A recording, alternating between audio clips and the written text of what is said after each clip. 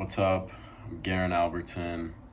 Today I'm going to be reacting to the body ritual among the Nasarima article by Horace Minor for Elements of Intercultural Communication at Grand Canyon University. If you're my professor, you already know that information. If you're watching on YouTube, now you know that information.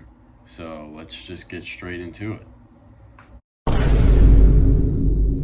When I reflect on my initial reaction to this article, at first I was caught off guard by some of the terms that Grant came up with for certain things that he sees as being glorified in American culture, such as the bathroom. He calls it our shrine, and he calls our doctors medicine men and our dentists holy mouth men, which I thought was pretty interesting. But as I started to read it more, there were certain things that I guess I kind of understood more why it could be seen as strange from a different culture, especially with his example of body modifications and beauty rituals, because in Western culture that is like such a big thing. You know, everyone tries to look their best and even change how they look to look their best. But in some cases, I kind of agree. I think that is a little bit of a strange part of our culture, because coming from a Christian background, I think we're all created in the image of God. So it's a little interesting even to me that people would want to change how they look, because I think we were all created the way we were created and we should stay that way. So I kind of side with him from that point of view.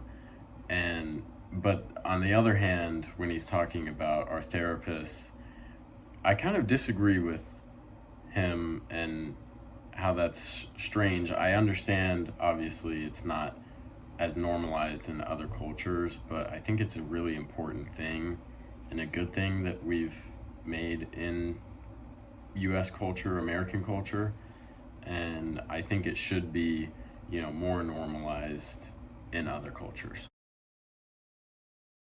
So one US event that I could see being perceived as strange from an outside point of view is the 4th of July, because from a different culture that may not have an Independence Day that they celebrate, they could be very intrigued but also confused by the 4th of July and the fireworks and Americans being proud of their independence and celebrating it nationwide in kind of an extreme way, especially with the fireworks.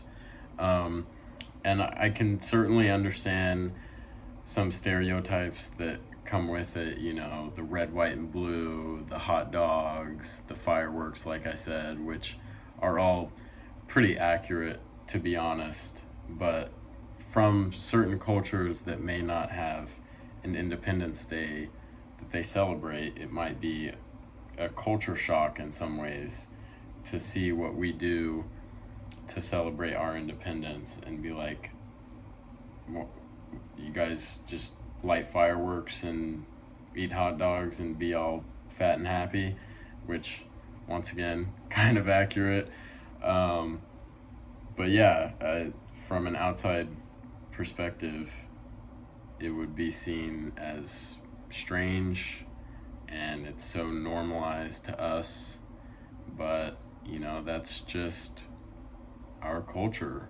And even like in the article, he talks about Washington, which he puts backwards as well, just like Nasarima for American. And the founding fathers is also a little bit of a strange concept that we hold on to, and other cultures may look at and think it's really strange.